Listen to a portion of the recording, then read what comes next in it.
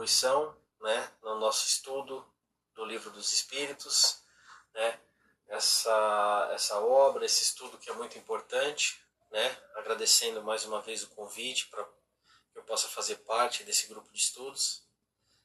E hoje a minha contribuição vai ser a continuidade, né, do estudo da semana passada, e falarei começando pelo item 191, né, o item que fala sobre a variedade de médiuns escreventes. Mas antes gostaria de convidar a todos para fechar os olhos, agradecer por essa oportunidade de estudo, pedir a Deus, nosso Pai, que nos dê concentração, que nos dê sabedoria, que nos permita aproveitar, né, esse estudo com amor, com aprendizado, que a gente possa aproveitar ao máximo, né, dessas lições que a gente vai estudar junto nessa noite de hoje. E como eu disse, né, eu vou começar falando sobre o item 191 do capítulo 16 do Livro dos Médiuns, variedade de médiuns escreventes, né? E primeiro fala sobre o modo de execução, né? A gente já falou anteriormente, então seria basicamente um resumo, né? E eu vou ler primeiro e depois tecer alguns comentários. E eles falam dos tipos de médiuns, né? Médiuns escreventes ou psicógrafos, os que têm a faculdade de escrever por si mesmo sobre a influência dos espíritos. Médiuns escreventes mecânicos, são os que escrevem recebendo um impulso involuntário na mão, sem ter nenhuma consciência do que escrevem. Esses são muito raros. Esses itens foram falados no capítulo 15, itens 179, 178 até 181, 180, enfim. E ele continua com os médiuns semimecânicos, os que escrevem por impulso involuntário na mão, têm consciência imediata das palavras e das frases que vai escrevendo. Esses são mais comuns. Médiuns intuitivos, os que recebem as comunicações dos espíritos mentalmente, mas escrevem por vontade própria. Diferem dos médiuns inspirados porque esses não têm necessidade de escrever, enquanto o médium intuitivo registra o pensamento que lhe é sugerido rapidamente sobre determinado assunto que lhe foi proposto. São muito comuns, mas estão muito sujeitos a errar, porque frequentemente não podem discernir o que provém dos espíritos do que é deles mesmos. O próximo são os médiuns polígrafos, né? Os que mudam de caligrafia segundo o espírito que se comunica, ou têm aptidão para reproduzir a letra que o espírito comunicante tinha em vida. O primeiro caso é muito comum, o segundo, o da identidade da letra, é um pouco mais raro. Aí a gente vai ver um pouco mais no item 219. Médiuns poliglotas, os que têm faculdade de falar ou de escrever em línguas que não conhecem. Esses também são muito raros. E médiuns analfabetos, os que só escrevem como médiuns, não sabendo ler nem escrever no seu estado habitual. São mais raros que os anteriores e onde há maior dificuldade material a se vencer. Antes de ir para o item 192, né, é importante a gente fazer um comentário. Nessa revisão que ele fala sobre os médiuns, o tipo de mediunidade, né, então ele começa falando dos médiuns mecânicos, que são aqueles que não têm ideia do que estão escrevendo, dos semimecânicos, que têm ideia instantaneamente, né, também tem um impulso involuntário, mas já tem ideia do que estão escrevendo. E os médiuns intuitivos, por exemplo, que têm ideia do que vão escrever antes de escrever. Então eles recebem a mensagem para depois escrever, né? Então essa é um pouco da diferença. E ele fala também dos médiuns polígrafos, que são aqueles que mudam a letra de acordo com o espírito que se comunica, ou que são capazes de reproduzir a letra, né, do espírito que está se comunicando. Tem até um trecho no filme de Allan Kardec, onde Kardec vai até um amigo dele, leva uma psicografia atribuída a um espírito de um poeta ou escritor que faleceu, né, há muitos anos. Ele leva um colega dele que é técnico, que é perito em caligrafia, para atestar a veracidade do documento, enfim. E o amigo faz os estudos, as comparações, usa todas as ferramentas que estão ao seu alcance, o seu conhecimento, que era muito grande, e ele atesta e diz para Kardec: olha, você está realmente de posse de um documento genuíno que recebido pelo, aliás, de um documento genuíno, né, que foi escrito pelo escritor tal, que faleceu e tudo mais. E Kardec comenta com ele que aquele documento foi escrito na noite passada por uma moça de 14 anos. Né? Então, da mesma forma que os médiuns poliglotas, que são aqueles que escrevem em outras línguas que não conhecem, ou os médiuns analfabetos, que são aqueles que iletrados, né, que são aqueles que não sabem ler nem escrever, mas conseguem passar uma psicografia. Isso tudo mostra, né, e ajuda a atestar a veracidade da comunicação, né? Então, você sabendo que uma pessoa que não sabe ler, como que uma pessoa que não sabe ler e escrever pode escrever uma mensagem, passar uma mensagem escrita? Como uma pessoa iletrada, por exemplo, pode passar uma mensagem em outras línguas, né? Ou quantas psicografias a pessoa não recebe e fala: nossa, realmente a letra da pessoa era muito parecida com essa daqui, aliás, era igual, eu reconheci os traços e tal. Então isso ajuda, é muito importante também para a gente sentir a veracidade, né, das comunicações, né? Então, alguns são muito raros e tudo mais. Então, essa é uma característica desses tipos de médiuns que foram descritos até agora. E no segundo item, que é o item 192, ele fala sobre o desenvolvimento da faculdade. E ele fala que tem os médiuns, aí eu vou ler de novo, mais uma vez, né, e depois voltar a tecer os comentários. Então ele fala assim, médiuns, segundo o desenvolvimento da faculdade. Médiuns novatos, os que não têm suas faculdades completamente desenvolvidas, nem possuem a experiência necessária. Outro, médiuns improdutivos, os que só recebem sinais sem importância, monossílabos, traços e letras esparsas, né? Então, e tem também os médiuns desenvolvidos ou formados, os que têm suas faculdades mediúnicas completamente desenvolvidas, transmitindo as comunicações com facilidade e presteza, sem vacilações.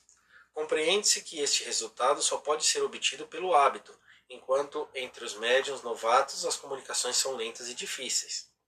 Médiuns lacônicos são os que recebem facilmente as comunicações, mas breves e sem desenvolvimento.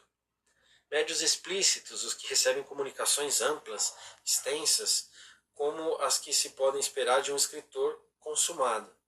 Essa aptidão está relacionada com a facilidade de combinação dos fluidos. Os espíritos os procuram para tratar de assuntos que necessitam de grande desenvolvimento. Temos os médiuns experimentados.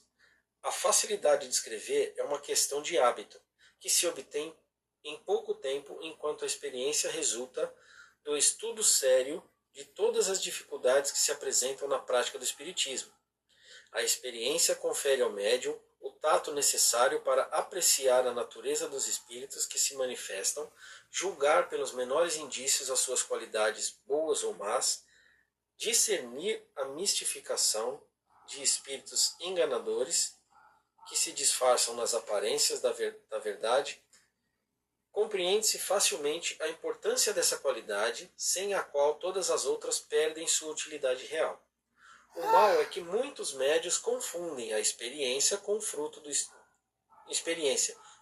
estudo, com a aptidão que decorre apenas do organismo.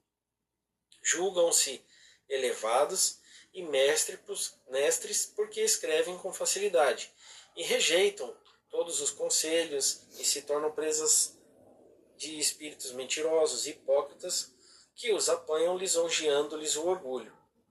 E eles ainda está entre parênteses, ver adiante capítulo sobre obsessão.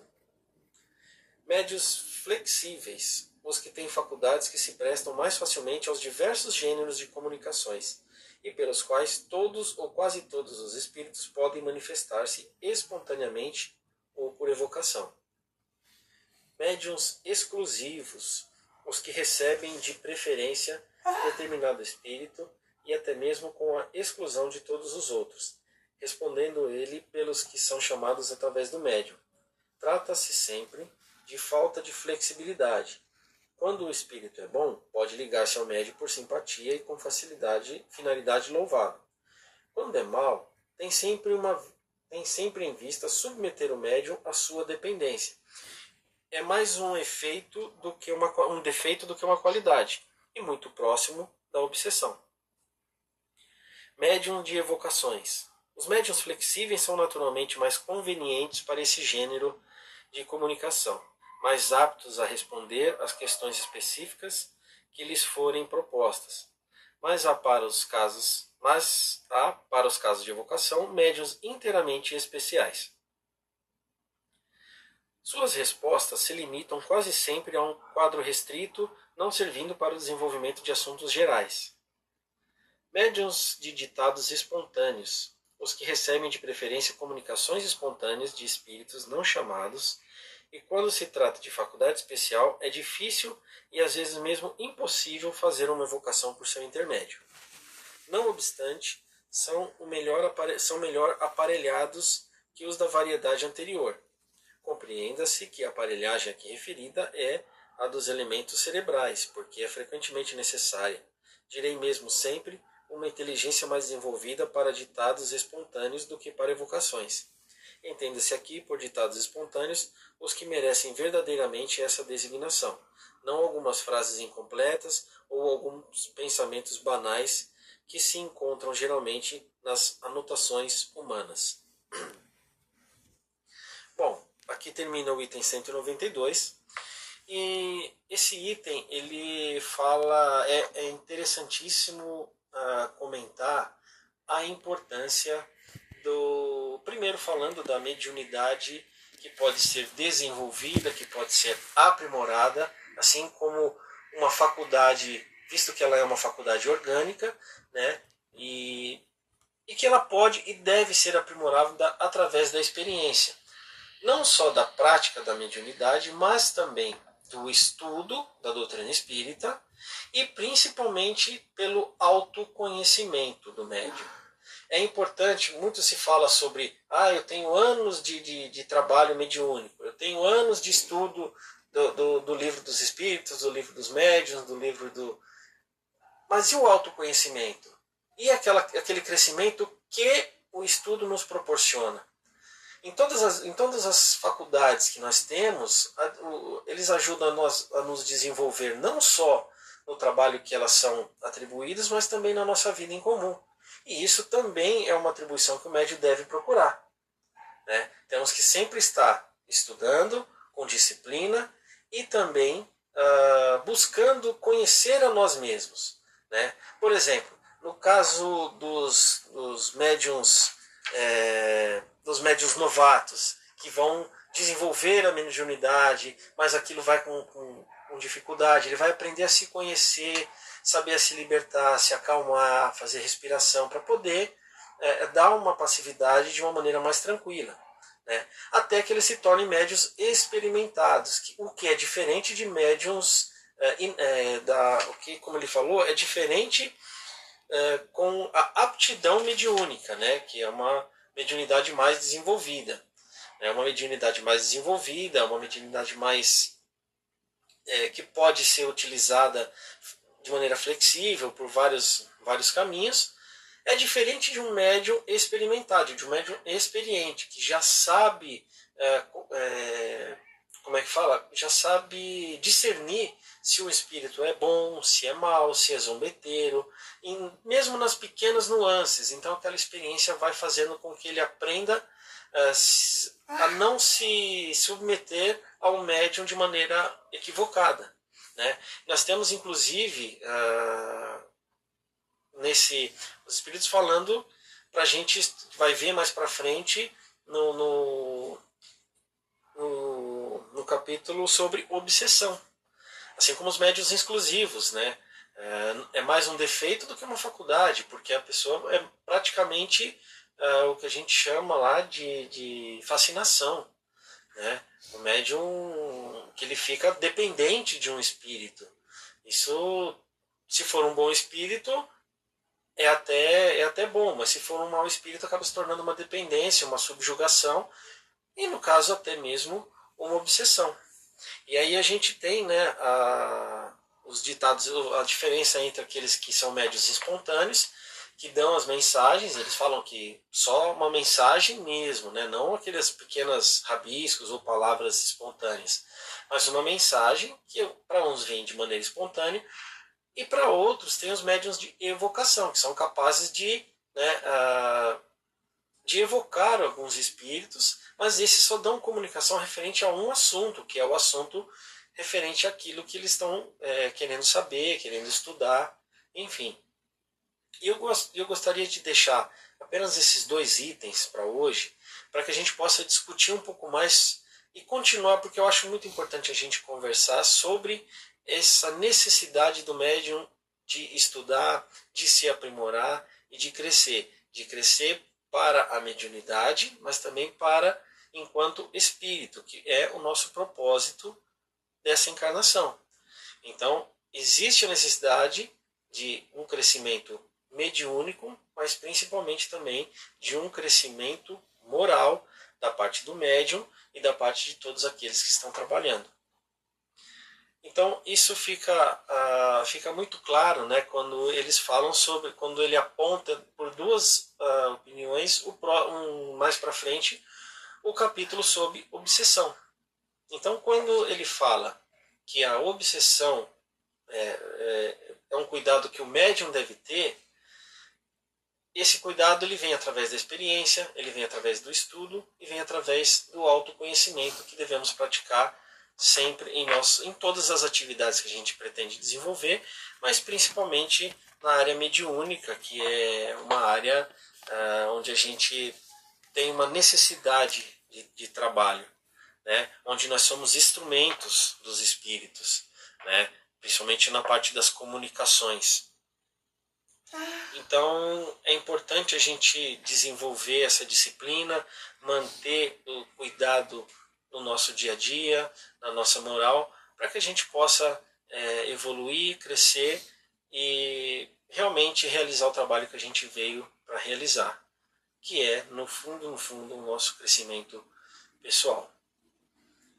Como eu disse, eu vou ficar com esses 2 itens, principalmente porque foi o que eu mais entendi, e eu gostaria de continuar essa conversa com a gente agora no grupo, né, que a gente possa pedir aos nossos mentores que nos dê clareza, que nos dê entendimento, que nos dê luz, para que a gente possa desenvolver esse assunto, aprender juntos e compreender, né, ter concentração e compreender melhor esse assunto para que a gente possa dar continuidade à nossa jornada espiritual de uma maneira mais correta e produtiva. A todos, muito obrigado. Espero vocês lá no grupo.